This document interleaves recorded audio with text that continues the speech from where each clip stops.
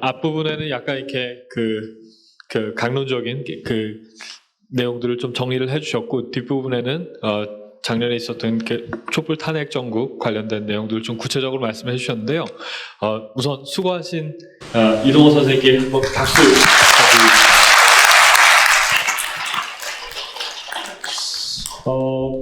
저도 사실 대학 다니지 잘 몰랐습니다. 잘 몰랐는데 지금 이렇게 돌이켜 보면은 주사파 80년대 그 주사파 세력이 점령한 운동권이 대학교를 학생회를 통해서 사실상 장악한 상황이었습니다. 제가 몇 년도에 대학을 다녔을까요? 한 2000년대는 아니고 90년대 중후반이었습니다. 그리고 지금 이제 20년 만에 학교에 다시 와서 박사과정을 하고 있는데, 그런데 제가 기억나는 것들이 그런 얘기가 있었어요.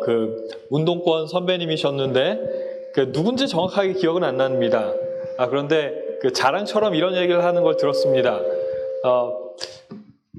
혁명이란 것을 사람들이 이렇게 많이 어려워하는데 그런 게 아니다. 내가 빨치산 선배를 만났는데 6.25 당시 때 얘기를 하면서 한번 혁명이 시작되고 나니까 북한군들이 휴전선을 넘어서 물밀듯이 떠내려오더라. 며칠 만에 남한이 점령되는 거 봤다. 우리도 결정적인 시간이 되면은 그렇게 될 수 있다라고 하는 걸 제기로 들었어요. 근데 누군지 정확하게 기억은 안 납니다. 제가 이 말씀을 드리는 것은 학생들이 사실 얼마나 학생의 운동권, 그러니까 민주화라는 이름으로 이렇게 투쟁한 사람들이 사실 얼마나 많이 잘못된 생각을 가지고 인민민주화를 사실상 이렇게 진행했는지에 대해서 사실 이렇게 명확하게 잘 몰라요. 이런 강연들을 들으면서도 정확하게 깨닫지 못했는데, 제가 좀 부연 설명이 좀 길었는데, 주사파 운동권의 실상을 정확하게 깨달으면은 생각이 이렇게 조금씩 바뀌게 되는 것 같더라고요. 그래서 제가 우선 먼저 질문을 좀 드리고 싶은데, 그 당시에 80년대 운동권들이 이렇게 학생회를 어떻게 장악해 나갔는지, 거기에 대해서 이렇게 주사파 운동권들이 이렇게 진행한 전략들에 대해서 조금 자세하게 말씀해 주시면 감사하겠습니다. 저희가 원래는 서클로 존재했습니다. 예를 들면 각 대학마다 무슨 연구회 혹은 우리 문화 연구회 이런 식으로요. 서클들이 있었어요. 그 서클을 우선 장악해서 그 서클에서 내용들을 전부 똑같이 막스 레닌주의나 주체사상 공부 서클로 다 바꿨거든요. 그래서 이제 서클들을 동원해서 나중에 이제 시위가 있으면 서클들에게 이제 몰래 지령을 내려서 시위에 나갔습니다. 그러다가 그 중에 80년대 중반 이후에 북한의 주체사상과 북한의 혁명론을 수입한 그룹이 생겨서 이들이 학생운동을 장악해서, 그 신호탄이 어디냐면 86년도 건대 사태입니다. 건국대에 한 2천여 명 학생들이 건국대를 점령하고 3일간 투쟁을 벌였던 사건인데요. 그때 이제 공식 투쟁 명칭은 반외세 반독재 애국학생 투쟁연합 결성식입니다. 이게 이제 주사파가 학생운동의 전체 주류권을 장악한 시점이에요. 86년도. 근데 그때 건대를 점거했다가 당시에 경찰의 공격에 의해서 한 1,800명 학생들이 구속당했어요. 1,800명이면 당시 이제 핵심들의 각 대학의 핵심 활동가들이 상당수가 많이 체포됐어요. 그리고 이제 나머지 수사로 주사파들, 예를 들면 서울대에 있던 김용환이 있던 국학생연합, 연대에 있던 국학생 동맹, 그다음에 고대에 있던 이런 국학생 이런 것들이 다 경찰 수사로 다 와야 됐어요. 그런데 그때 딱 한 팀이 살아남았어요. 이런 대학들을 연락하는 연락책이 있을 거 아닙니까? 그 연락책이 조혁이라는 고대 친구인데, 이 친구의 연락책이 살아남았어요. 경찰의 탄압을 피해서. 그래서 이들이 다시 공산 조직을 재건하기 시작합니다. 이게 이제 전사투의, 전국사상투쟁위원회에서 여러분 혹시 알지만 반미청년회로 발전합니다. 반미청년회가 전대협을 만듭니다. 반미청년회는 우리가 거기에 아주 유력한 사람을 한 분 알고 있습니다. 누군지 아세요? 반미청년회 아주 핵심 조직국장했던 분이 충남지사. 예. 그분이 반미청년의 전대 배우했던 사람입니다. 어쨌든 이 반미청년회를 만들고요. 이들이 우선 이제 노선을 바꿔요. 그러니까 서클식으로 하다가는 경찰이 침입하니까 우리 공산주의자들은 대중이 보호해줘야 되거든요. 대중 속에 들어가 있어야 공산주의 활동을 해요. 그리고 대중을 넘어오게 하는데 우리가 대중과 벗어나 있었다. 그래서 대중 속으로 들어가자라는 슬로건을 내세워요.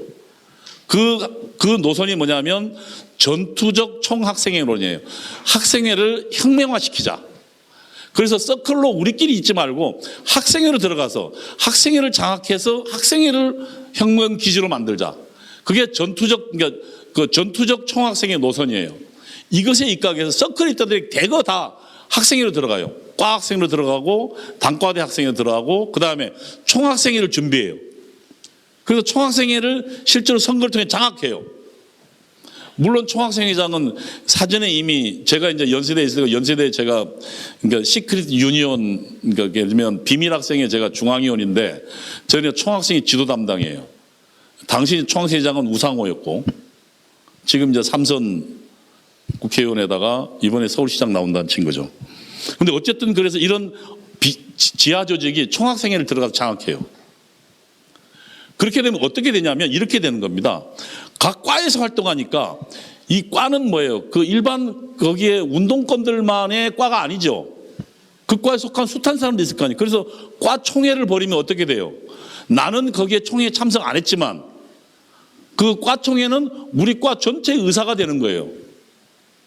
나는 거기에 참여 안 해서 동의는 안 했지만 그러나 과 총회를 나온 결의 같으면 그 다음에 단과대 결의 같으면 그래서 실제로 그 과 안에서 들어가서 활동하면 학생들 비약적으로 대중화됩니다. 일반 학생들하고 들어가서 거기서 뭐 숱한 뭐 예를 들면 독서 모임도 만들고 문화 모임 만들고 연극 모임, 영화 모임 만들어서 그걸 가지고 학생들을 혁명 기지로 이끌어낸 겁니다. 그래서 87년도에 총학생을 장악하고 총학생 연합체가 만들어지고 6월 투쟁이 벌어지는 겁니다. 그전에는 예를 들면 각 대학에 투쟁 벌이면 한 200명, 300명 나오다가 2,000명, 3,000명, 8,000명이 나오기 시작해요. 물론 6월이라는 박종철 사건이나 여러 가지 이게 있었지만 그 87년 얘기 나오죠. 박종철 씨 건 얘기라면 그 뒤에 저 뒤에 있는 황성규 씨 나중에 이야기할 텐데 저 친구도 박종철 그때 박종훈 때문에 잡혀가지고 일주일간 근데 저 친구는 이제 황성규 씨는 그 박종훈을 직접 몰랐대 한 2, 3년간 안 만나서 그래서 저는 불 게 없어 못 불었고 나중에 뭐 영웅됐다 그러더라고요. 야, 일주일간 잡혀서도 안 불었다. 사실은 자기가 몰라서 안 부른 건데 어쨌든 그 다음에 박종철이라는 친구는 박종훈 후배였어요. 그러니까 PD그룹의 핵심 운동권 중 핵심 활동가가 박종훈이었고 이걸 찾기 위해서 후배 활동을 뒤진 거예요. 그 와중에 나오는데 그 다시 말하면 누구예요? 그냥 민주주의에 헌신 투쟁하는 친구가 아니고 어때요? 공산 서클에 있던 친구입니다.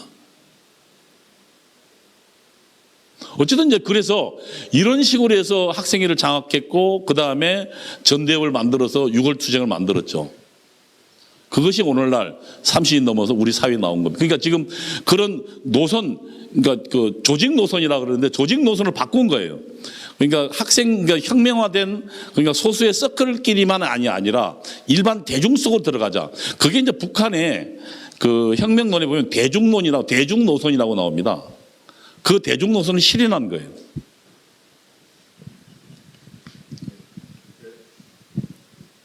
말씀하신 것처럼 이렇게 80년대 운동권 분들께서 그런 활동을 하셨기 때문에 제가 대학 다닐 때 90년대 중후반에는 저 법대 같은 경우에는 그 반이 4개가 있었습니다. 반이 4개가 있었고 제가 A반에 있었어요. A반에 있었는데 A반이 4개의 학회가 있었습니다. 그러니까 들어가자마자 바로 학회에 속하는 거예요.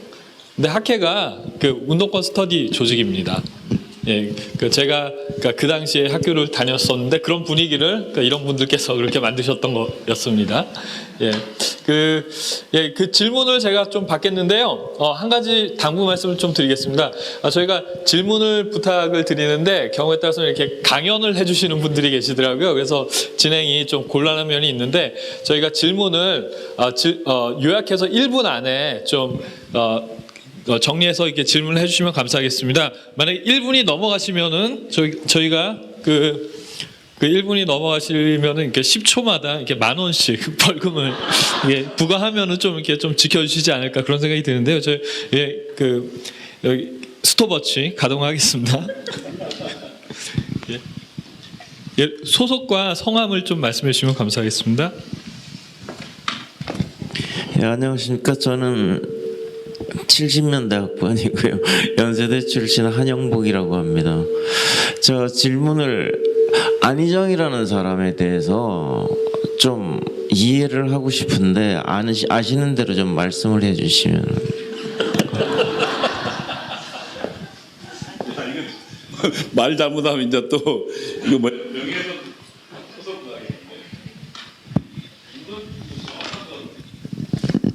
정확한 건 안희정이 이제 조혁이 밑에 있었습니다. 반미청년에. 그래서 이제 그때 조혁은 이미 88년도 1월 1일자 자주 언론에서 보면 나는 한민전의 방침을 한민전의 지령을 제대로 수행하지 못한 책임을 느낀다. 한민전은 뭐냐? 북한에 존재하는 한국민족민주전선, 그러니까 북한의 대남 지도부입니다. 그러니까 한민전의 지령을 제대로 수행하지 못했다고 자책하는 대목이 나옵니다. 그러니까 거기에서 분명히 반미청년회가 한민전의 지령을 수행하는 그런 종북, 그러니까 혁명 조직이라는 스스로 밝히고 있어요.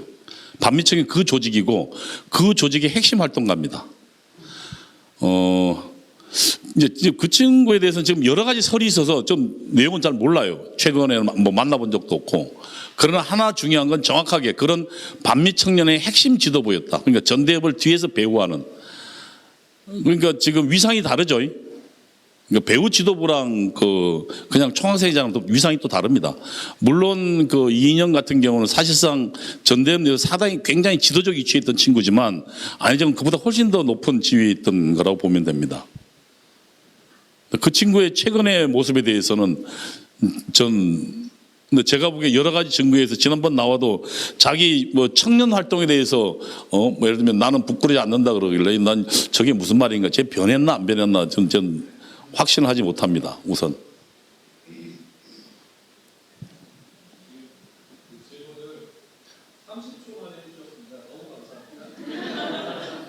다음번 질문 있으신 분 손들어 펴해 주시고요. 또 1분 저 카운트 들어가겠습니다. 예.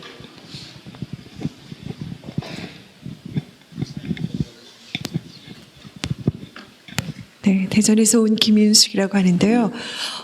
개인적인 질문을 드리는데, 저는 그러니까 그 사이비 종교도 이렇게 똑똑한 사람들도 넘어간다고 하더라고요. 근데 저번에 강연하시는 걸 들을 때 아침에 일어나서 30분씩 막 북한 김일성 찬양하고 막 이렇게 하셨다고 하는데, 대부분은 어떻게 이렇게 소위 말하는 그 스카이 대학에 계신 그 지성인들이 그거를 처음에 접하실 때 이상하다고 생각이 안 드셨는지, 어떻게 그렇게 넘어갈 수가 있었는지, 그렇게 넘어가는 자들의 어떤 개인적인 그러한 성향이라든가 어떤 배경이 그들을 그렇게 자극하는지, 그다음에 이제 또 한 가지는요, 어떻게 거기에서 이것이 잘못되었구나 하고 전향하게 되신 그러니까 과연 그런 사람들을 볼 때 어떠한 계기들이 과연 그들을 이렇게 각성시키고 깨어나게 하는지 궁금합니다.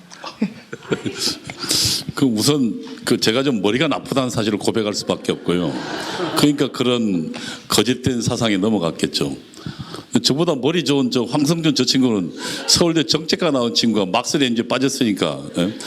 기본적으로 제가 보기에 이런 것 같아요. 젊은 시절의 생각은 항상 이상을 쫓습니다. 그러니까 현실보다는 뭔가 이상. 그러니까 사실은 공산주의라는 이상이거든요. 유토피아입니다. 유토피아. 그리고 물론 현실 세계에 존재하지 않죠. 그러니까 우리가 말로만 보면 어떻습니까? 그러니까 우리가 그냥 자신의 차이가 없이 모든 사람이 평등하게 자기 능력껏 일하고 그 다음에 자기 필요한 만큼 가져가는 세상.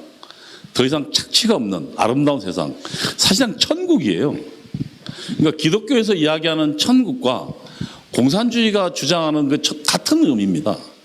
그런 것들을 추구하는 것은 내가 볼 때는 20대의 어떤 그런 어떤과도 특성과도 맞물려 있다. 뭔가 그리고 또 하나는 막스레인지를 공부하니까 이 20대 청년인 제가 저 높은 꼭대기에 올라가 있는 느낌이 들었어요. 내가 세상을 다 내려다보는 것처럼 이 세상의 이치를 내가 깨달았다. 그러니까 원시공산 체제로부터 쭉 공산주의까지 공산주의 넘어가는 세상의 이치를 깨달은 것처럼 느껴졌어요. 그러니까 나는 그 다음에 어떻게 되냐면 나는 깨달은 사람이 되어버린 거예요. 어느 날 졸지에. 그리고 이걸 아직 모르는 사람은 우매한 백성이 돼요. 그 나를 깨달은 사람도 어떤 책임이 생기냐면 이들을 가르쳐야 할 책임이 생겨요. 혹시 말로 하다가 안 들으면 때리기라도 해야 되겠죠. 그래서 모든 공산주의 나라에 결국 폭력이 나오는 건 그런 이유입니다. 우리는 아름다운 이상의 세계를 봤기 때문에 그 이상의 세계로 가야 되기 때문에 무매한 백성들을 때리고 교육시키는 거죠. 우선 그런 막스 레닌주의 정교한 그런 사상을 난 그걸 비판할 능력은 없었어요. 그리고 당시 우리 학문계의 풍토가 그런 막스 레닌주의 예를 들면 그리고 주체사상을 비판할 수 있는 그런 내용과 실력 있는 사람이 아무것도 없었어요. 우리는 그저 막스 레닌주의만 노출되어 있었지 그것을 객관적으로 볼 수 있는 시각이 없었어요. 첫 번째는 아마 그랬던 것 같고 두 번째 북한의 수령론에서 좀 망설였어요. 대신 북한의 주체사상은 막스 레닌주의 갖고 있는 것들이 약간 기계 결정론적인 측면들이 있어요. 왜냐하면 그러니까 생산력과 생산관계 예를 들면 그런 사회체제가 변동하면서 이게 모순이 생기면서 사회가 발전한다 했거든요. 근데 뭔가 그러면 인간의 노력은 뭐냐라고 하고 있을 때 이제 북한의 주체사상이 모든 것의 주인은 사람이다. 사람 중심 세계. 요즘 사람 중심 이야기 많이 하죠. 예? 근데 깜짝 놀랐어요. 북한 사회주의법의 주체사상이란 사람 중심의 세계관이라고 명확하게 써 있어요. 근데 뒤에 세계관 빼고 사람 중심만 좀 사람 중심의 경제 나오고 난리가 났더라고요. 그 옛날에 내가 배우던 게 요즘 우리나라에서 시행되고 있는 거 아닌가라는 생각도 드는데 어쨌거나 그런 그 사람의 능력에 대한 주체사상의 표현은 좀 뭔가 새로웠고 가장 근본적인 건 또 하나는 사실상 당시 그 권위주의 정부가 싫었어요. 그래서 예를 들면 적은 동지로 이런 것들이 복합적으로 작용하지 않았나라는 게 생각이 들었고요. 우선 전두환 대통령 목소리도 듣기 싫더라고요, 당시. 본인은 이러는데 좀 돌겠더라고요. 젊은 나한테 굉장히 거슬렸어요.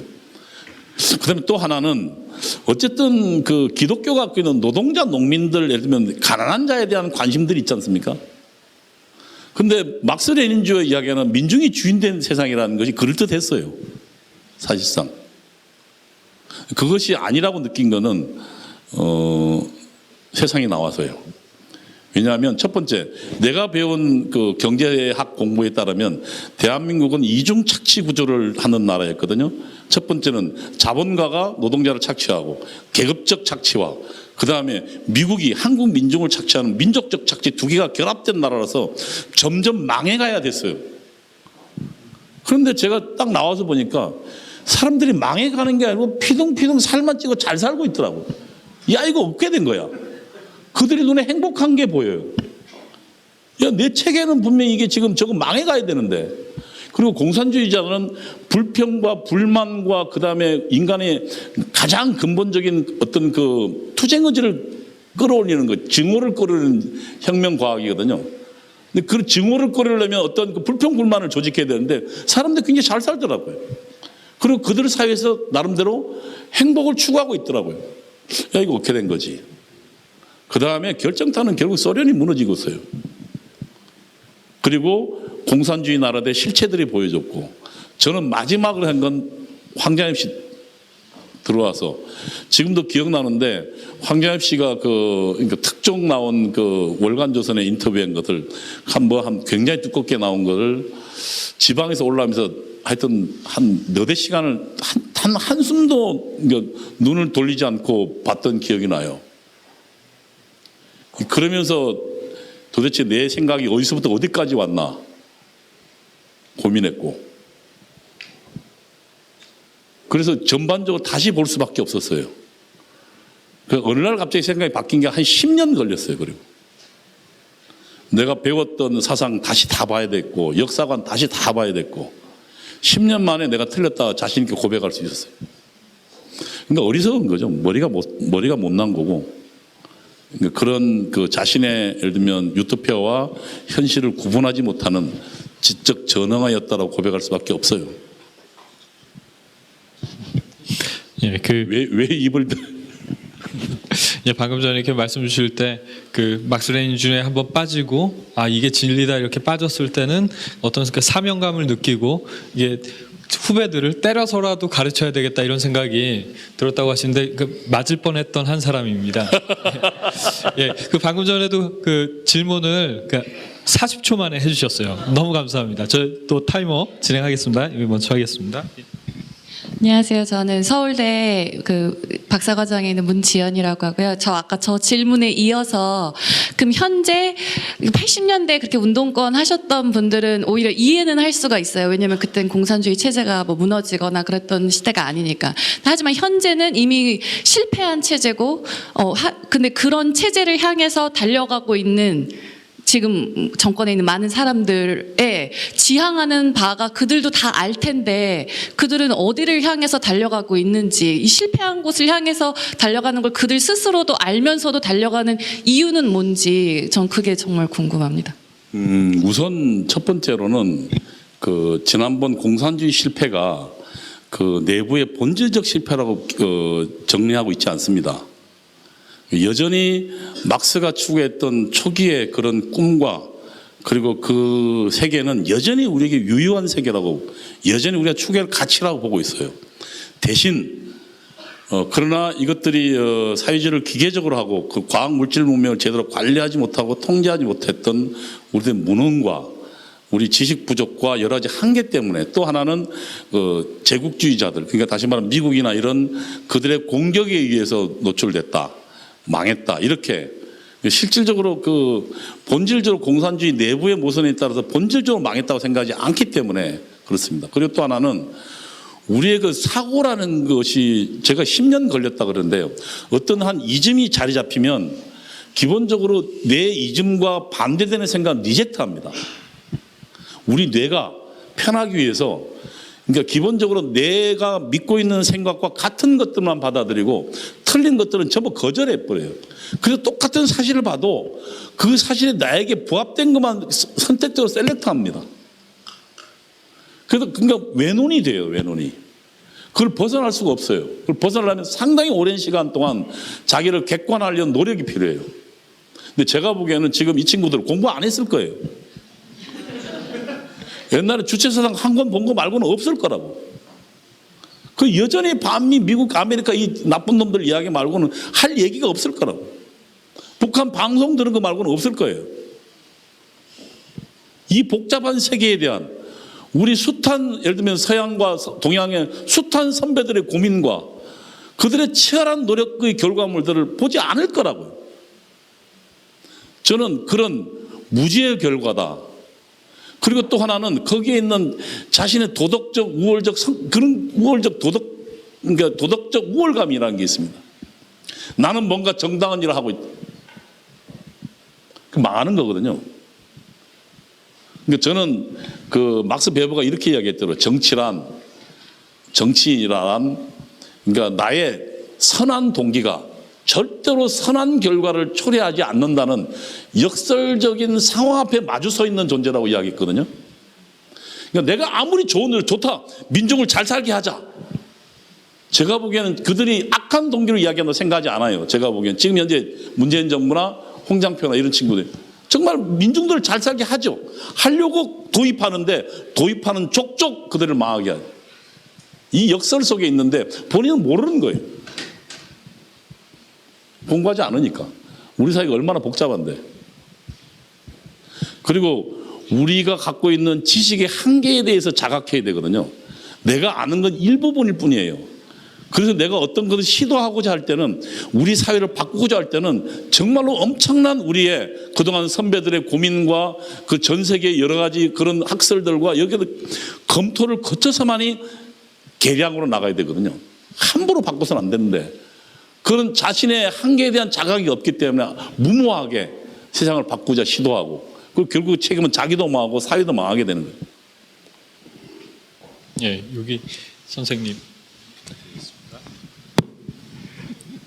예, 수고하셨습니다. 저는 송기태 목사입니다. 그리고 23년 동안 인도에서 선교 활동을 하다가 지난 연말에 돌아왔습니다. 그런데 세상이 너무 바뀌어 있어서 참 혼란스럽습니다.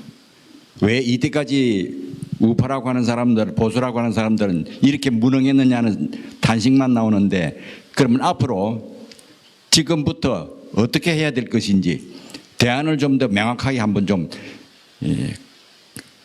겉걸음이라도 말씀해 주시면 감사하겠습니다. 우선 첫 번째로 조급하시면 안 됩니다. 그리고 하나하나 분명한 건 절대로 자유의 빛을 본 사람은 예를 들면 자유를 빼앗긴 상황으로 가지 않습니다. 우리 20, 30대 우리 믿어야 됩니다.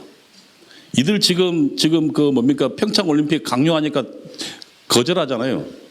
자유의 빛을 쐬인 사람들은 절대로 자유를 예를 들면 회수당하는 걸 원치 않습니다. 그걸 믿어야 되고 우선 첫 번째로요. 우리 체제가 그렇게 한꺼번에 무너지지는 않는다. 그다음에 두 번째로는 30년 만에 3, 40년의 숱한 세월 동안 이게 나온 겁니다. 그러니까 우리 우파가 하루아침에 이들을 전복할 수는 없어요. 그동안은 정부가 있거든요. 정부가 국가보안법으로 그다음에 경찰을 동원해서 그 주사파나 좌파들을 잡아들였죠. 그리고 우리 대다수 국민들은 열심히 노력해서 세금 내면 됐어요. 근데 이제 그 권력을 뺏기니까 그것이 우리가 내는 세금이 역으로 우리를 조이는 것으로 다가오는 거예요. 이 정말 불편한 현실에 처했지만 제가 보기에는 그러나 한 번도 적어도 6.25 전쟁 이후에 6.25 전쟁 당시에는 우리 많은 국민들은 공산주의자 실상을 민낯을 봤어요. 그러나 그것을 민낯을 보지 못한 사람들이 자랐고 그들이 오늘날 주류가 됐고 그리고 그 속에는 공산 전위분자들이 있고 이들에 의해서 지금 우리 사회가 좌양좌했거든요. 전 제가 볼 땐 그래서 미국이나 다른 나라 경험도 지식인 사회를 우파 지식인 사회를 건설한 노력이 있었습니다. 그러니까 미국의 1964년도에 베리 골드워터가 패배한 이래로 미국에서 지식인 사회 운동을 벌이거든요. 그리고 그것에서 새로운 신진 운동가들을 건설합니다. 제가 보기에는 한편으로 우리 우파는 권력을 찾아오는 데 노력을 했는 정당과 연합해야 되고 그래서 권력을 찾아 왜냐하면 우리가 낸 세금으로 역으로 우리를 조우는 상황은 피해야 되니까요. 그리고 자유를 경험한 국민들이 내가 보면 지난번 선전선동에 넘어갔지만 그러나 저는 다시 찾아올 우리 국민들 정신을 찾으리라고 봐요. 그러니까 실체를 보게 되면 그래서 한편으로는 그런 지금 넘어간 권력이 그러니까 적어도 체제를 전복하는 사용되지 않도록 하는 것 하나랑 두 번째로는 실제로 우리 우파의 논리적, 이론적 그룹을 키우는 것 그리고 이들이 후세를 키우는 일에 시간과 노력을 투자해야 됩니다. 절대로 하루아침 되지 않습니다. 전략전술이요. 공산주의는 처음 시작하면 전략전술부터 배웁니다. 지금 제가 대단히 죄송하면 태극기 세력 중에 전략전술 아는 사람 한 명도 없습니다. 판판이 당합니다. 그리고 연합활동들요. 가치와 이념이 있을 때 연합활동합니다. 생각이 다 다르면 절대 연합하지 못하거든요. 제가 보기엔 그래서 그런 우리의 우파의 사상과 철학과 가치를 기르고 이것이 이끌어간 지식인 그룹을 전달할 지식인 그룹을 키우고 또 한편으로 이들을 위한 운동단체를 키워나가면 저는 우리 사회 주류가 다시 돌아올 거라 생각이 들어요. 그러나 하루아침에 절대 이루어지지는 않습니다. 그 와중에 그리고 또 제가 보기에는 우파 중에는 돈 있는 사람이 꽤 있습니다. 이들이 좀 돈을 내서 젊은 애들 활동할수록 활동비를 내줘요. 본인이 나서려고 하지 말고요. 젊은 애들이 그러면 이들이 활동하려면 자신이 예를 들면 안 해야 되잖아요. 그러니까 지금 예를 들면 취직하고 해야 되는데 이들이 활동하려면 어떻게 합니까? 활동비를 누구한테 받아야 됩니다. 미국 같은 경우도 사실은 이제 그런 여러 가지 펀딩 활동이 굉장히 많이 있거든요. 우리도 지금 제가 보기엔 그러니까 좀 괜찮은 리딩 그룹에 그런 펀딩도 활동들을 벌여서 그 중에서 예를 들면 성장한 애들이 그런 활동만 가지고도 자기 활동을 할 수 있게끔 그리고 정치로 성장할 수 있도록 배려해 줘야 한다 생각이 들어요. 예, 감사합니다. 지금 오늘 박수 한번 쳐주시고. 그 실체적인 경험을 바탕으로 이렇게 말씀해 주셔서 이게 정말 이렇게 감사한 것 같아요.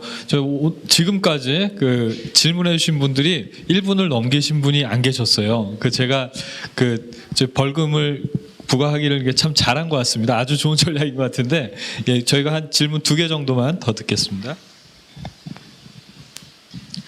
네, 영문과 88학번을 제가 졸업을 했고요.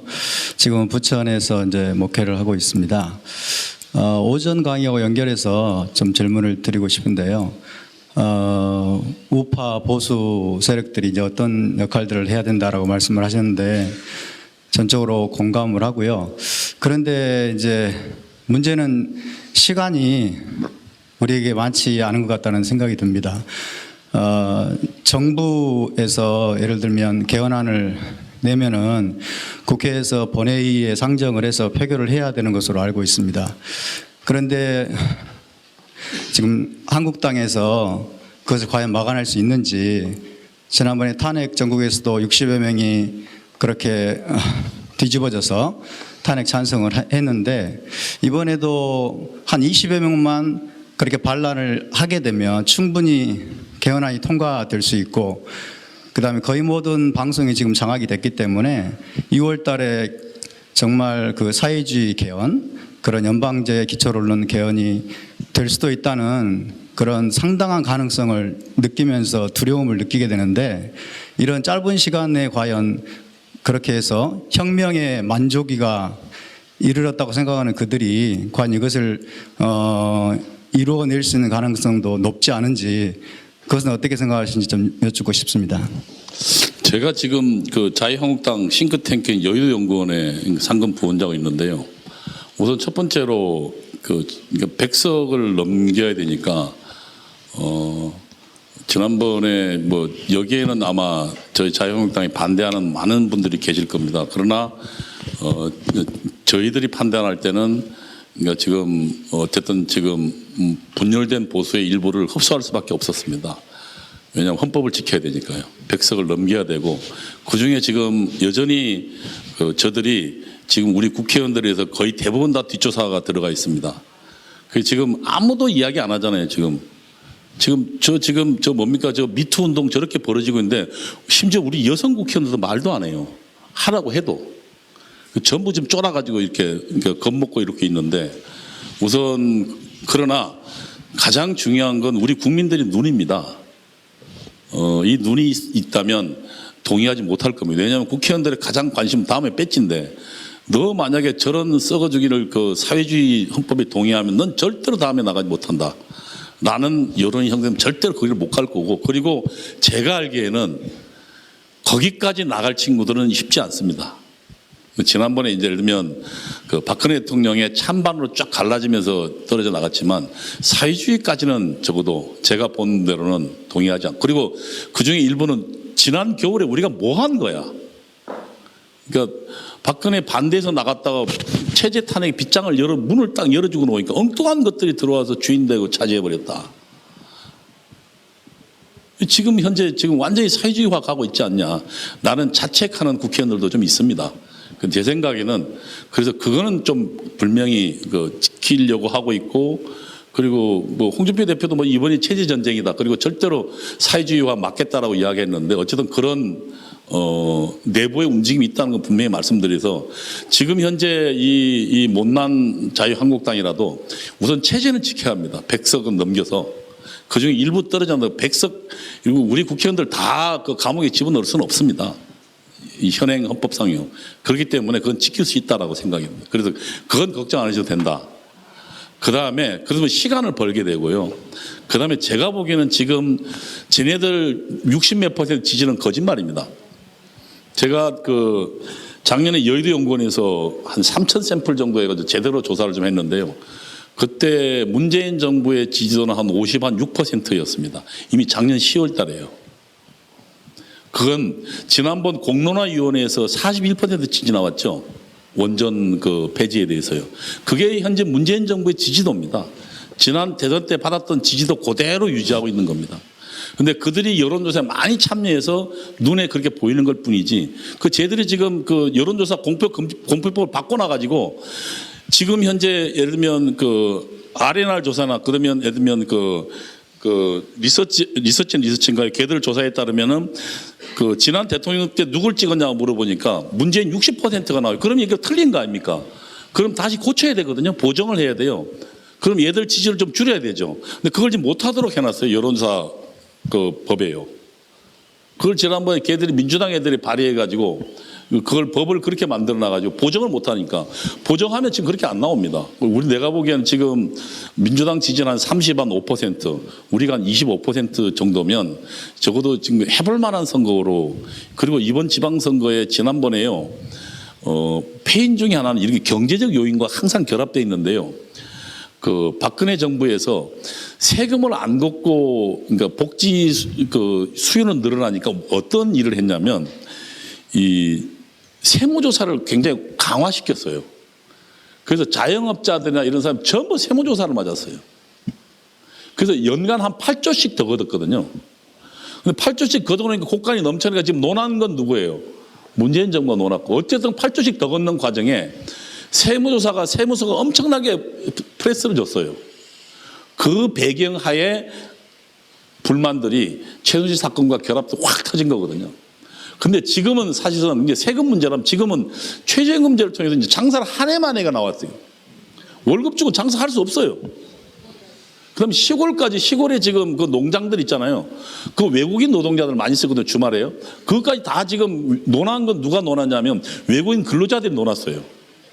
한국에 들어와서. 왜냐하면 걔들도 지금 그 최저임금제 대상이거든요. 그래서 지금 역으로 중소상공인들은 어렵게 됐고, 그리고 또 하나는 그러다 보니까 일자리 자꾸 줄이니까 청년의 실은 더 늘어나요. 그 여기에 대한 불만들이 지난 설 연휴 때 굉장히 있습니다. 그래서 저는 그 우리 사회를 물론 현재로 그 경계의 눈초로 보고 있지만 우선 한번 얘들의 폭주를 잘라놔야 됩니다. 국민 눈치를 보게끔. 이게 이제 저는 내년 지방선거를 생각하는데 폭주를 멈춰놔야 그 다음에 우리가 시간을 가지고 공략해 나갈 수 있습니다. 우선은 시간을 버려야 한다 생각하는데, 그래서 아까 예를 들면 헌법 문제도 지금 이게 이런 거예요. 그냥 지방 분권을 한다지만 사실상 고려연방제 전초를 사겠다는 거예요. 그러면 각 지방마다 예를 들면 인민공화국이 되는 거예요. 지금 운동권들 지금 서울시도 지금 한 3,000명 정도에게 많은 재정이 연간 1조 정도 재정이 들어가요. 운동권들한테. 무슨 뭐 마을 공동체 사업이 뭐 어쩌고저쩌고 해가지고 운동권들 아주 살만 났어요. 그럼 이런 일이 각 도에서 더 벌어지는 거예요. 그러고 나면 이제 어떤 얘기 나올까요? 북한하고도 연방하자. 전 그 전초로 보기 때문에 우리가 어쨌든 그런 경계의 눈을 가지고 끊임없이 쳐다보고, 이번에 예를 들면 우리가 쟤들 자유 뺀다 할 때 막 저항하니까 걔들 집어넣었잖아요. 마찬가지로 저는 우리가 경계의 눈치를 갖고 있어야 한다 이렇게 생각합니다. 3시가 됐는데 뭐 더 할까요? 참 이렇게 시간이 가는 게 좀 많이 아깝습니다. 이게 사실 그 이동호 선생님처럼 이렇게 자기 경험의 근거를 두고 이렇게 뒤에 나오는 사람도 무지 경험한 사람이에요. 예, 그렇죠. 저 체류탄 맞아가지고 한쪽 눈 실명한 친구이기 때문에, 그 다음에 그 소련에 가서 어마어마한 경험한 친구이기 때문에 저보다 훨씬 더. 예, 그런데 그 이동호 선생님 강연을 들어보니까 나는 주사파 NL이어서 공부를 많이 안 했는데 그 황성준 그 선생님은 PD라 가지고 공부를 엄청 열심히 하셨다고 하더라고요. 제 영어도 굉장히 잘해요.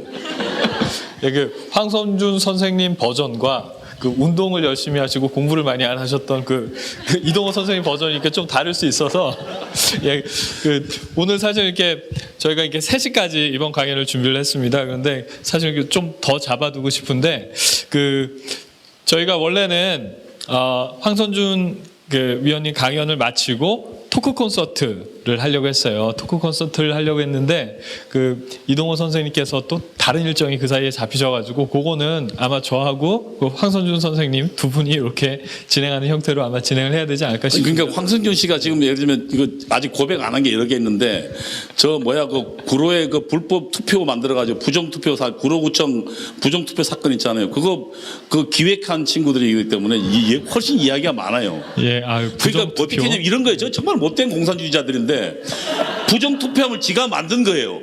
그럼 만들고 갖고 들어가요. 또 옆에서 있다가 그걸 부정투표하다 그거 잡아요.